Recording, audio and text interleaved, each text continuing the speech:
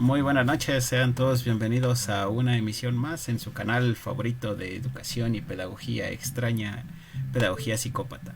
El día de hoy en nuestro programa Aquí nos tocó educar, nos acompaña la especialista en educación socioemocional, Erika Rodríguez, nos acompaña nuestro co-conductor, Alfonso González, y esperemos que en alguna Guzmán. otra... Alfonso Guzmán, sí, cierto. Lo siento. Que en algún otro momento esperemos que Noemí se acerque y haga acto de presencia. Y sin más, muchachos, ¿cómo están el día de hoy? ¿Cómo les va su noche de 16? Bien, Pues bien. bien, bastante. ¿Sí? ¿Qué tal estuvieron los pozoles, las tostadas? Pues de por sí estamos en el relax, ¿no? Pues Eso no rico, existe. rico, tostaditas de picadillo, agüita de horchata, a Al- relajarse un rato. Alfonso no es de los de agua de horchata. Depende de qué más le pongas, pero sí. También recuerden tomar mucha agüita, amigos. Sí, recuerden que nada con exceso, todo con medida. ¿No? Sin ningún problema. Hidratarse. Sí, hidrátense, ¿no? Inclusive si saben que se van a un poco a exceder. O sea, es una copa, un vaso de agua. Una copa, un vaso de agua. Hay que ir campechaneando así porque si no, pues no aguantas toda la noche. ¿Verdad, Alfonso? No, si aguantas, que es lo peor. El cuerpo humano llega a límites inesperados, Robert, no solo así. Ya cuando llegas a cierta edad, pues sí te tienes que hacer de determinadas mañas para no amanecer tan mal. Pero de eso no vamos a hablar el día de hoy. El día de hoy vamos a hablar de algo más edificante. Y Más... bueno, también estaría chido, ¿no? Como platicar qué tan edificantes pueden ser los entregarse a los placeres mundanos, a los excesos. Pues así era Hay como iniciaba, varias como... escuelas Ajá. filosóficas, los hedonistas, chavo. Sí, a eso iba, ¿no? O sea, varias de las escuelas o varias de la educación antigua, pues se basaba en eso, ¿no? O buscaba una de sus ramificaciones en esas perspectivas. Entonces, nunca hay que negar eso. Claro. Ujú. Es más, yo lo veo así en este momento, pues, está hablando de hidratar. Pues ese espacio es hidratar esa parte que a lo mejor da una especie de cruda pedagógica al ver todo esto que estamos pasando, todo esto que nos estamos adaptando, pues es un momento bien importante, yo lo veo así, inédito en muchos aspectos, y pues este espacio es así como que echarle agüita a todo lo que uno viene pues encontrándose en el trabajo, en el diario vivir, y pues eso es pedagogía, o sea, estarlo compartiendo y pues que se le saque también un aprendizaje de una experiencia, ¿no? Sí, sí, sí. De hecho, es ahorita interesante, ¿no? Bueno, al menos en este sentido de que es 16 de septiembre, aquí en México, se celebra el Día de la Independencia por cuestiones de recorridos del señor Porfirio Díaz. Pero son otras historias. Pues sí, es que él lo recorre, originalmente es el 15, ¿no? O sea, pero no, Sí, sí, Porfirio sí. Díaz dijo, no, no me importa, se recorre porque es mi cumpleaños. Si mal no tengo entendido, entonces pues se recorrió por eso. Pero en México se Pues qué celebra la chido, ¿no? independencia. A todos nos gustaría descansar en nuestro cumpleaños, ¿no? Y Sí, muchos lo Los que están hacemos, en el poder que se puede dar ciertos lujos, pues que qué lo mejor. haga. Pero lo que voy es que en estas fechas, o al menos en este sentido de 16, pues se descansa, ¿no? Es día de asueto educativo, o sea, no hay clases. Pero es curioso cómo inclusive ahorita que estamos en una educación a distancia, que los contenidos los están pasando por la televisión, inclusive también se mandó comunicado de la SEP de que no se enviaran tareas el día de hoy, de que hoy se descansara, de que no se programara ninguna actividad con los maestros. Entonces dije, o sea, se trata de buscar esta posibilidad de seguir manteniendo la educación como estaba antes y no buscarle nuevas opciones de entablar una conversación, quizá desde lo histórico, para estas fechas, ¿no? ajá. Sí. Y eso es curioso ahorita que te escucho, porque yo creo que estamos en un momento de, o sea, a nivel educativo, de empezar así como que hacer propuestas. O sea, se sugiere a los maestros el día de hoy, más bien, no enviar actividades. Digo, no sabemos qué tanto ha cambiado la dinámica dentro de las casas. Y a lo mejor, pues, hoy el niño se inspiró pues para, pues sí hacer algo, ¿no? O sea, no sabemos si en esa clase de historia a lo mejor sí se va a animar el día de hoy a hacer su banderita. ¿Sí me explico? O sea, la educación no puede ser tan rígida ante estas circunstancias de decir de tajo, pues hoy no manden nada, no hagan actividades. O sea, no sabemos qué tan, cómo se está adaptando todo ese tiempo, toda esa frustración en los niños, y a lo mejor un día festivo pues les puede dar ese ánimo para terminar esa tarea, qué sé yo, ¿no? O sea, ahí sí está bien canijo empezar a, como tú dices, como que mantener esa educación tradicional hasta en estas condiciones, ¿no?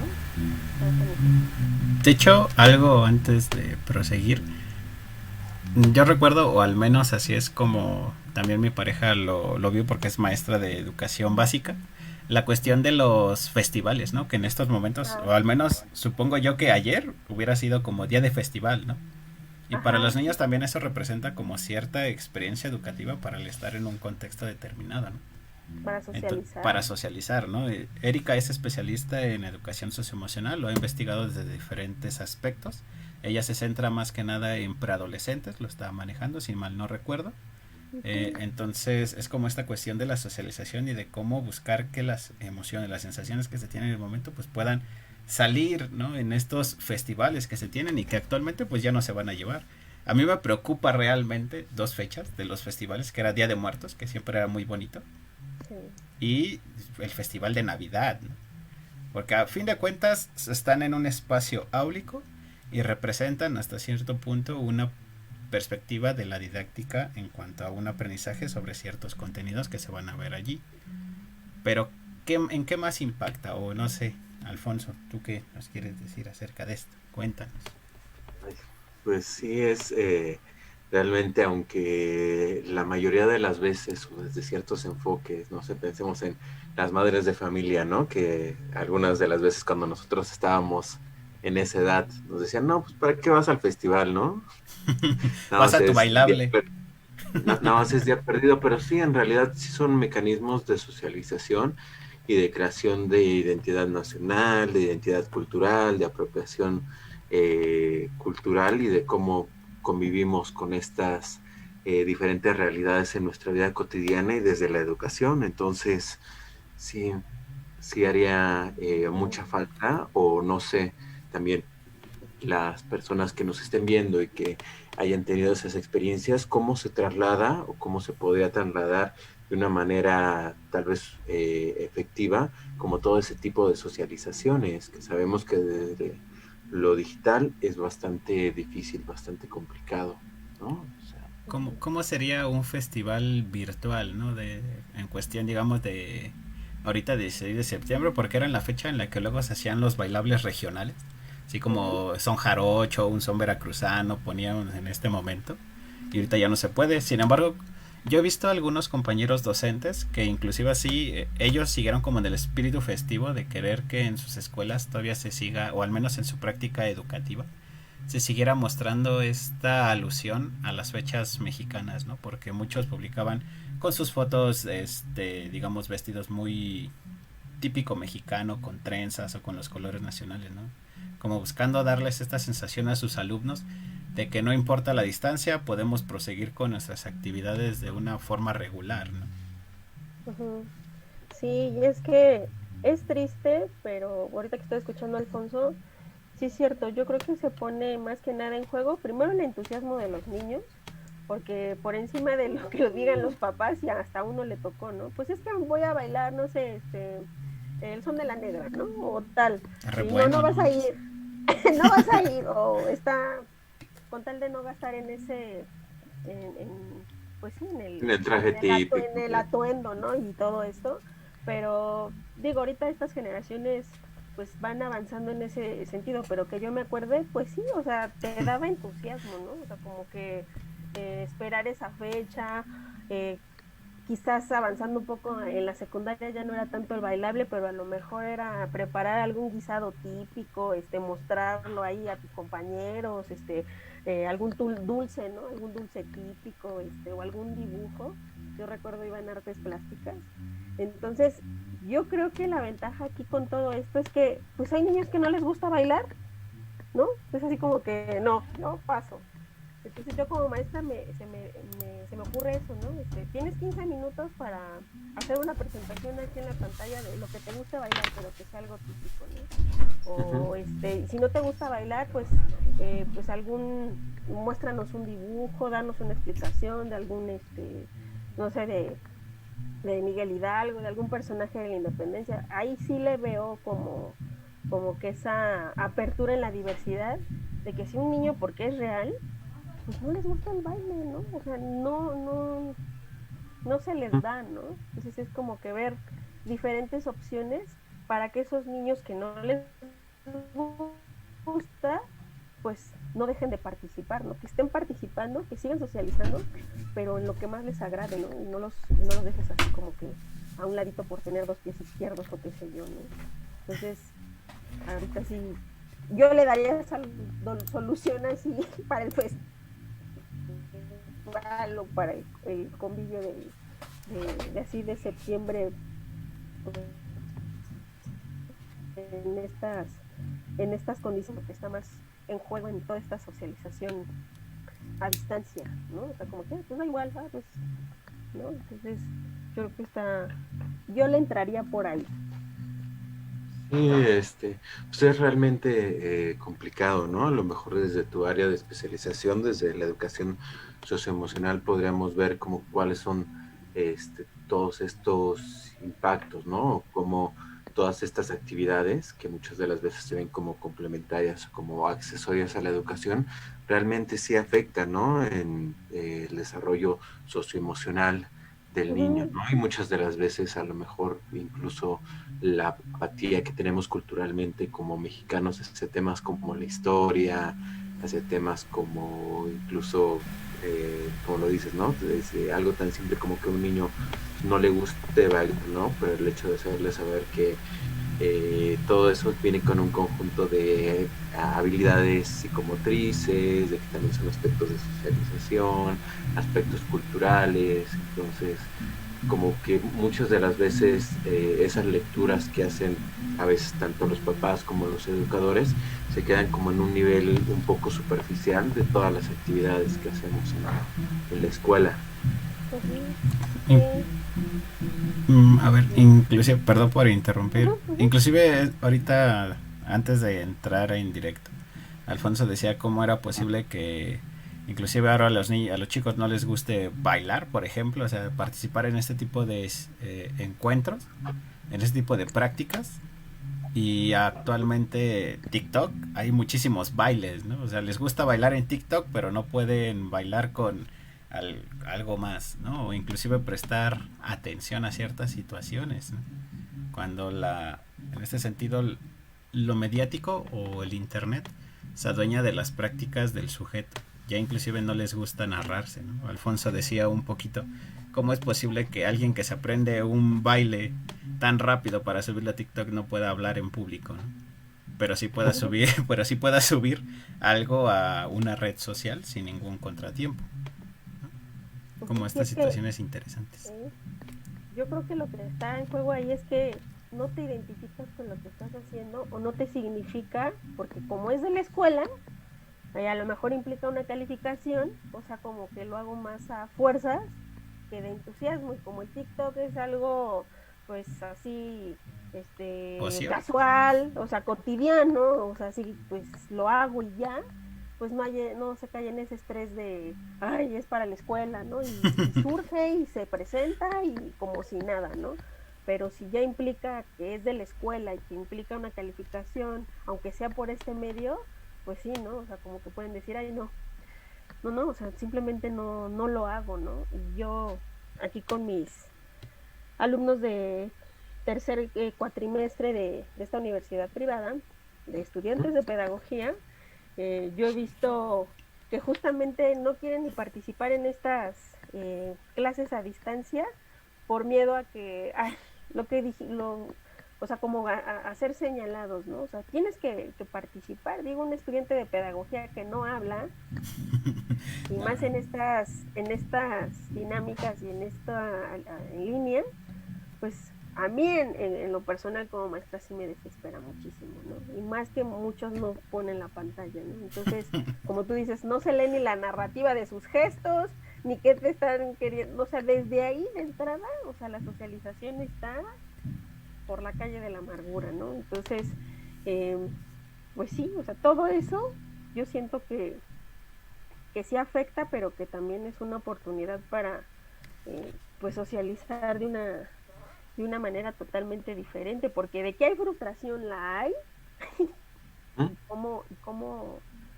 cómo tú docente de este lado vas a aprovechar esa frustración para que de verdad se animen a compartir algo con sus compañeros sin miedo al que dirán, o vas a hacer el ridículo, o jaja, cómo te ves en la pantalla.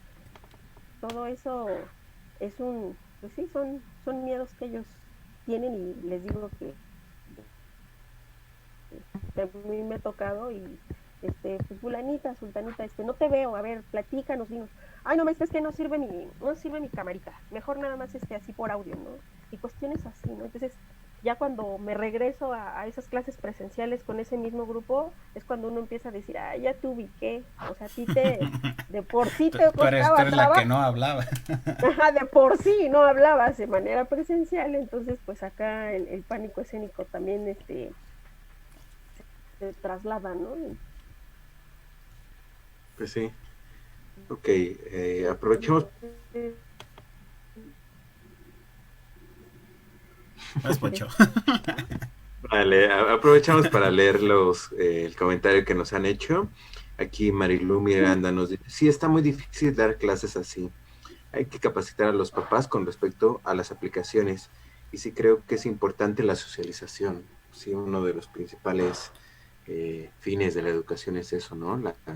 La socialización. Y hablando de eso, Erika, no sé si ya adentrándonos un poquito más en el tema nos puedas explicar eso, ¿no? Primero, ¿qué es la educación socioemocional? Y segunda, como, ¿cuál es la implicación en la educación en general o en los procesos educativos generales?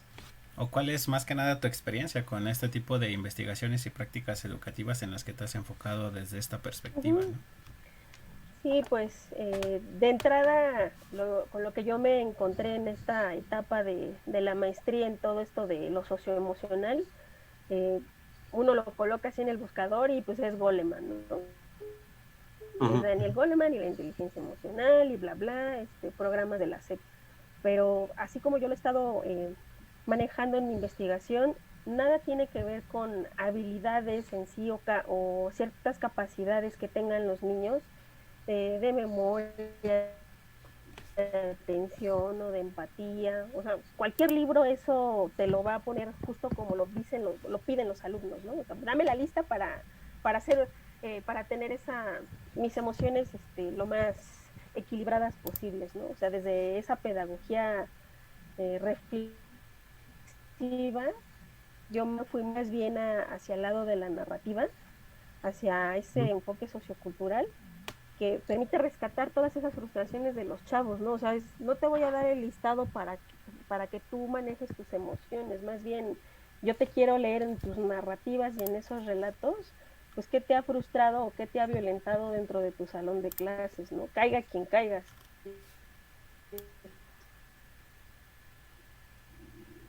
Tu maestra, si es tu papá, una catarsis y pues sí, es abrirse a una violencia diferente, ¿no? No es esa violencia física de que, ay, pues sí, me golpearon ayer saliendo de acá de la CEPU, ¿no? No, o sea, dentro de ti, ¿qué violencias has tenido? ¿Has sido excluido por tu bajo rendimiento escolar? ¿Te han sacado de un equipo? ¿No te escuchan lo que tú tienes que decir dentro de la clase? Ese tipo de narrativa, pues es para mí como que ese asunto pendiente en la pedagogía para ver lo socioemocional desde otra perspectiva, no de la lista de habilidades que un alumno tiene que cubrir para, para que socioemocionalmente esté estable, ¿no? Eso lo diría pues un discurso instrumental, pero desde un discurso ya más sociocultural, romper con todo eso y decir, ah, pues este chico es buen alumno, pero pues está destrozado, o sea, puede llevar 10, pero en su narrativa sus emociones están, pues son un caos, ¿no? Y como maestro uno puede decir, este niño no me voy a enfocar en él, pues porque tiene 10, ¿no? O tiene un buen promedio, pero no sabemos atrás, pues socioemocionalmente qué es lo que le esté afectando, ¿no? Yo creo que en la pedagogía es algo que está así como que intermite, o sea, en alerta, ¿no? Todavía hay un asunto pendiente porque pues no somos psicólogos, pero pareciera ser que al empezar a hablar de las emociones nos dirían, no, pues eso déjenselo a los psicólogos, ¿no? Pero nosotros como pedagogos tenemos pues también implicación, nada más es cuestión de empezar a rascarle y superar esa mirada instrumental de nada más irnos con esas habilidades de empatía y conocer las emociones de los demás y conocer las mías y poder llevar una convivencia plena y buena dentro de una aula. O sea, la convivencia pues viene desde su casa, en el patio, en el salón, en todos esos espacios no, bueno, no formales, informales por así decirlo, que no son el aula, ¿no? Entonces yo me enfoqué más bien a eso, pero pues sí tuve que, que ver a Goleman, o yo voy a empezar a ver eso socioemocional, y como que la palabra que más impactó en ese sentido es invisibilidad. O sea, ¿qué es eso que no se ve en el salón de clases, pero que es violencia? O sea, aunque está afectando las emociones de los chicos. No hay peleas, pero hay frustración, hay exclusión, hay hastío. Entonces, ¿yo cómo lo voy a saber? En una pelea, pues no. Mediante la narrativa es como que el vehículo que a mí me ha ayudado a develar todas esas frustraciones, no importa no, si es un bueno o mal alumno, ahí hasta en los maestros, ¿no? Entonces desde ahí yo he manejado esta educación socioemocional, ¿no? Por así decirlo. Sí, ¿Cómo ves? bueno, sobre todo vemos mucho eso que tú dices, Erika, ¿no? Esa como separación entre tal parecer los contextos de aprendizaje y lo socioemocional, ¿no? Muchas de las veces me queda como muy marcado el comentario que dices eh, como en una imagen que viene un foro, ¿no? De dónde están ahorita esos niños que hace 10, 15 años sacaban 10, eran del cuadro de honor, ¿no? Vemos que muchas de las veces ser tal vez exitoso, aquí poniéndolo entre unas grandes comillas, ser exitoso en la vida laboral no garantiza ser exitoso en la vida académica no garantiza tener una educación socioemocional lo suficientemente desarrollada como para conseguir un buen trabajo, tener una vida estable, etcétera, etcétera, ¿no? Entonces sí, Uh-huh. eh, e incluso yo lo vi tanto ya en mi vida como en docente, como en mi vida de alumno, que incluso esta cuestión de las calificaciones, esta cuestión de las evaluaciones, crean muchos estados, ya sea, o a lo mejor aquí me voy a ver un poquito exagerado, perdón, ya sea como o maníaco depresivos o como compulsivos, ¿no? O sea, alumnos que dicen, es que yo tengo que sacar 10 porque yo soy el alumno que siempre saca 10, ¿no? Y eso les da como cierto perfil identitario y si el alumno no saca 10 se destroza, empieza a chillar. Por ahí hay memes, ¿no? Del La alumno ansiedad. el alumno que siempre saca 10 y un día saca 9 y sale alguien llorando. Y el alumno que siempre saca 6 y así como si no le importara, ¿no? Entonces, ver cómo Así como, esto, cómo esos papeles también influyen mucho en la educación emocional, ¿no? A fin de cuentas. Es que yo creo que también tiene que ver con esta cuestión de cómo cómo la educación se ha construido como un factor de valor dentro de la comercialización del sujeto. Porque poco a poco la educación, al menos a partir de la educación positivista, o al menos desde la Segunda Guerra Mundial, comienza a aparecer estas cuestiones de calificaciones, quién es mejor, ¿no? Y a través de un número, ¿no? Te van estratificando socialmente, ¿no? También lo hemos visto así, las propias clases sociales se han estratificado de esta manera, ¿no? Tener Mayor número implica que tienes una mejor jerarquía dentro del otro, es decir, tienes una mejor posibilidad de ser una mejor persona ante los demás, ¿no? Y alguien más te está validando, que en este sentido es el sistema educativo.